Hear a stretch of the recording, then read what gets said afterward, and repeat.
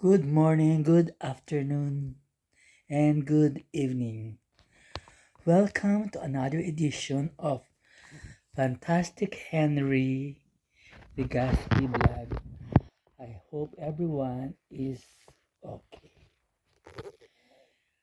Pag-uusapan natin kung paano ko nakabalik ng UK.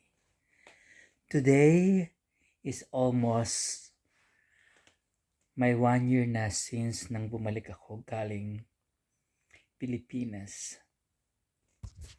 Kukwento ko sa inyo kung bakit ako nakabalik ng UK.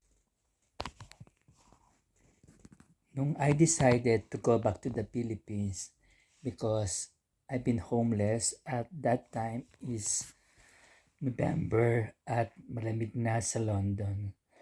So I tell all my Filipino friends in Hillsong, London na I need to go back home.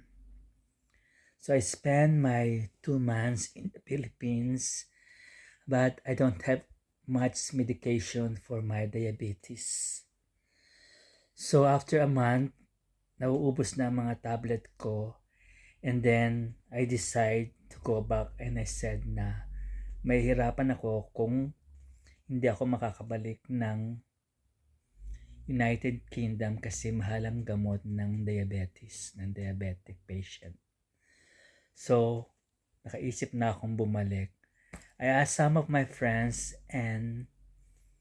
but there's only one person who responded, and it's Rachel. So, God answered my prayer. So, pinilan ako ni Rachel ng one-way ticket going back to UK. So, ngayon 1 year na since nung bumalik ako sa UK. So, praise the Lord. Madali ako nakabalik kasi I'm a British citizen, so okay lang na bumalik because my visa is 1 year I can stay in the Philippines. So, I have the opportunity na makabalik dito. February 11, ang flight ko from Ninoy Aquino Airport, mga 7 o'clock ba yun? Something like that. So, kasama kong imetid ako sa airport ni Benji at ni Christopher. Ang aking airline is Cathay Pacific. So, ang flight ko from Philippines to Hong Kong to Heathrow Airport in London. So, dumating ako ng February 13 sa Heathrow, London, at nakalabas ako ng airport about 9 o'clock in the morning, and then I go straight na sa Paddington Station. Wala kasi akong bahay, hindi ko alam kung saan ako tutuloy. So, the only place I know is Eastbourne. Pero wala pa rin, malayo pa ang Eastbourne from London. So, at the meantime, pumunta muna ako ng Paddington Station. Doon muna ako naupo sa station at nagmuni-muni ng mga nangyari sa akin nung ako homeless sa Paddington Station. It was an act of faith ang pagbabalik ko dito.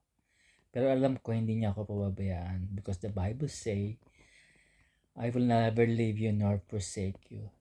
Pero bilang tao, meron ka pa rin kaba sa dibdib kung paano ba, saan ba ako titira. So may dala akong kaunting pera pabalik dito. Pero nung tanghali na, andun pa rin ako sa Paddington Station at nagpunta ako sa Church of God ng mga women's na mga homeless. Pwede ako doon magpunta, just stay for a while kasi doon ina-accommodate nila yung mga transgender tsaka mga transvestite. So nagpunta ako doon. Sabi nga nila, if you don't ask, you don't get. 'Diba? Nagamit ko rin ang pagiging adventurous ko sa aking buhay. So, nung bandang, I can't remember na basta nagpunta ako doon ng tanghali and then sabi ko sa kanila, nag-hello ako sa mga kakilala ko sa Church of God. And then andun din yung teacher ko sa dressmaking. Natuto ako doon manahi. Tapos nung sabi ko babalik ako ng 8 o'clock ng gabi. So bumalik na ako ng 8 o'clock and then they accommodate me. So bumalik nga ako ng 8 o'clock at doon ako nag-overnight ako. Pero siguro mga 10 kami doong mga 9 na babae at nag-iisa akong lalaki na nandoon at natulog doon ako, pero hindi ka pwedeng matulog ng naka-flat. Ang naka-flat ba, kailangan matulog ka na nakaupo lang. Palibhasa ganun nga. Siguro naka-adlip lang ako ng konti pero kasi mahirap matulog doon. Pero galing pa ako sa sa airport noon, may jet lag pa ako. Pagod pa rin ako sa biyahe pero hindi pa rin ako nakatulog. So the following morning, that is February 14, I decide to go to Eastbourne. Sinabi ko rin yung kaklase ko nasa London, si Joris, na pupunta ako ng Eastbourne kasi sa Eastbourne nag-stay ako doon ng mga 10 years din. So alam ko ang galawan. Kaya pumunta ako ng Eastbourne at dumating ako mga 4:00 ng hapon sa town center. And then I went to town center and I saw si Pastora Jean Pababi at si Cleveland at yung isang babae na hindi ko na alam ang pangalan niya. So, they advised me to go to town hall doon. Tutulungan daw ako sa town hall. Sabi nila na dalian mo na at magiging 5:00 na ng hapon at habang bukas pa. So, I decided na hadali ako na pumunta sa town hall at dalang aking mga maleta. So, nung nasa town hall na ako, sinabi ko sa guard doon na I'm homeless and I don't have any place to stay. At that time also, yung phone ko kasi nasa Pilipinas ako ng 2 months, hindi ko nakababayaran ng bills, so puto lang internet ko. Sabi ko, ano ba yan? And I told them my phone is not working. So they told me to go to Samaritan and they gave me this number and they call this number so they can help you. So they will provide emergency accommodation. So napunta na nga ako sa Samaritan and I explained to them that I don't have a phone number that I can use. So they used their number. So they helped me to contact the person about getting an emergency accommodation. And after that, they told me to wait. So I decided to go to Ate Femi's house. So for a while waiting to Ate Femi's house, inantay ko ng tawag sa akin na transfer ako sa emergency accommodation. Then after that, tumawag sila sa akin at sinabi nila pumunta daw ako sa Jevington Garden na malapit sa Grand Hotel. So, hila-hila ako aking maleta, hating gabi, medyo malamig, napagod ka. So, sinanap ko yata yung Jevington Garden accommodation na yun kasi walang number siya. Sabi ko, saan ba yun? Talaga siguro mga 10 to 15 minutes ako paikot-ikot sa lugar na yun at in other words, nakita ko rin. So, binigyan nila ako in-entertain nila ako, binigyan nila ako ng room.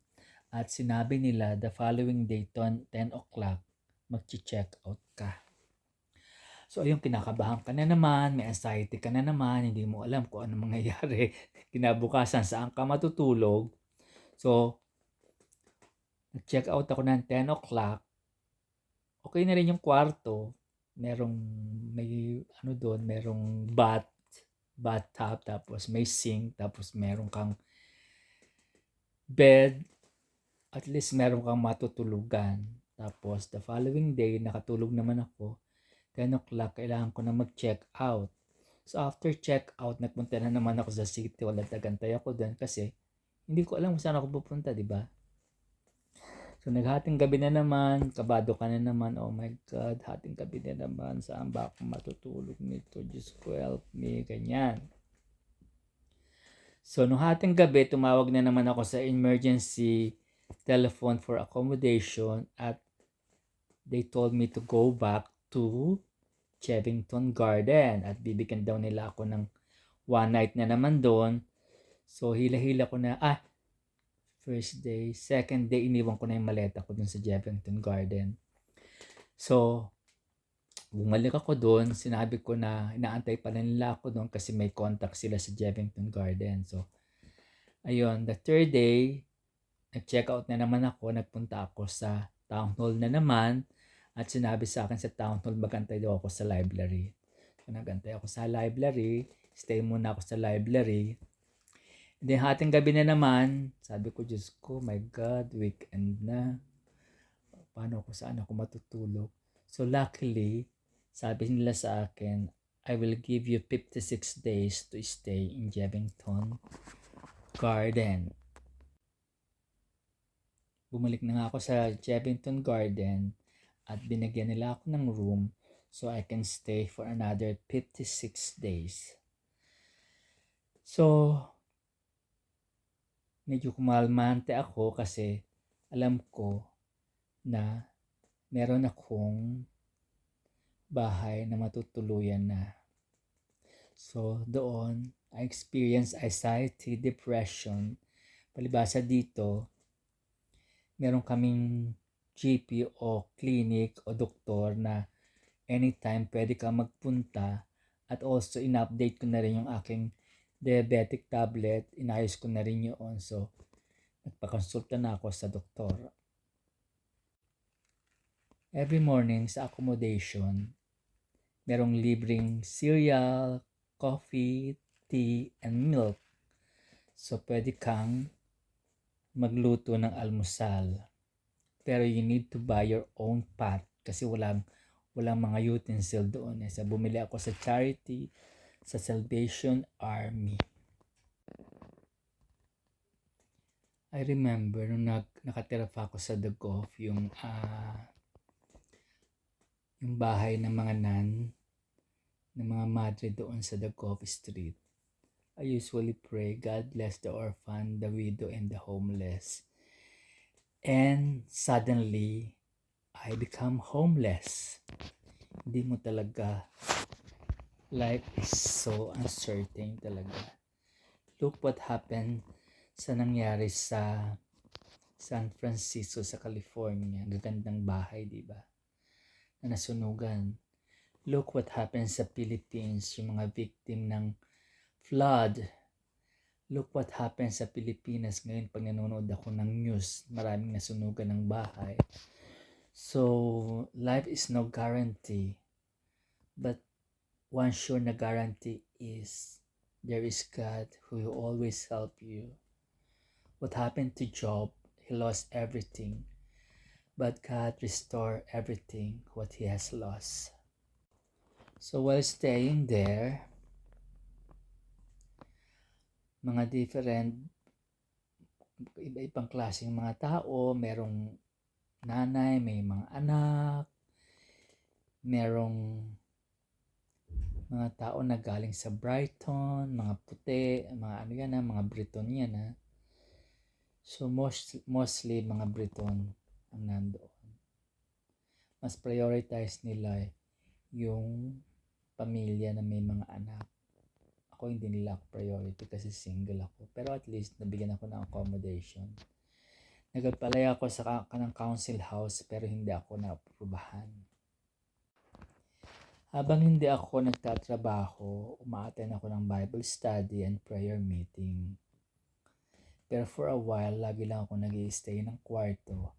At that time is springtime. So, ang accommodation kasi malapit lang sa seaside. So, nakaka-walk ako sa sea doon habang naghihiling ako ng aking kasi nga 'di ba So many things happen to me, yung mga things na hindi maganda ang ginawa sa'yo ng mga tao sa buhay mo. There's a time to reflect. May mga pain emotionally kasi hindi mo inaasahan, hindi mo ina-expect na ganun mangyayari. There's a lot of mga betrayal ba. So, trust versus mistrust ang nangyari. So this time, alam mo na kung sino ang kikilalanin mo mga kaibigan. Kahit konti ang kaibigan mo, basta alam mo yung true, yung totoo ba. There are always two sides of the coin. Huwag kang biglang maniniwala. Yun. That time, I suffer anxiety and depression. Tapos nawala ang confidence ko. Halos, I want to isolate myself. While I'm talking, this one is a form of my therapy because I had to express my feeling. Para for those who suffer anxiety and depressions. And also, I went to my GP para to seek some help, di ba? Kasi mahirap yan pag sinolo mo eh. So, it helps me a lot. And especially, I need to help myself and also prayer helped me a lot to battle this kind of homelessness. Diba? So, nung nasa accommodation ako sa Jevington Garden, kain, tulog, yun lang ginagawa ko. And most of the time, maraming dinadala mga pagkain from Waitrose, yung mga grocery Waitrose and Tesco. So many food has been wasted. Ang daming na itatapon.